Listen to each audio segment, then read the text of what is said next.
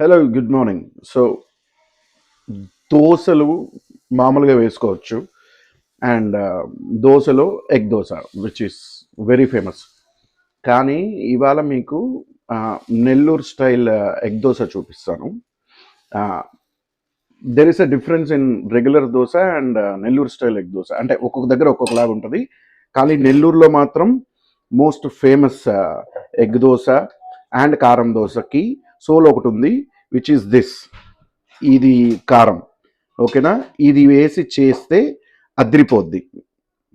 So first egg అలా వేసేసుకొని, okay, so అలా దోశ మీద ఎగ్ వేసేసుకున్న తర్వాత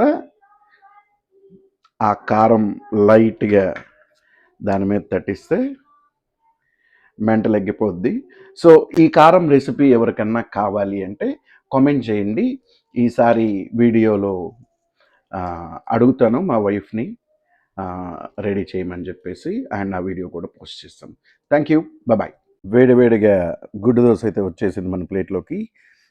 ట్రై చేసేసి ఎలా ఉందో చెప్తా.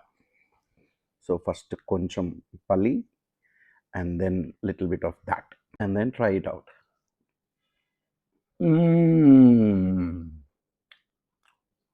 Takes me back to Nellore. మీకు ఎవరికైనా రెసిపీ కావాలంటే కామెంట్ చేయండి. డెఫినెట్గా వీడియో క్రియేట్ చేసి పోస్ట్ చేస్తాను. Thank you. బాయ్.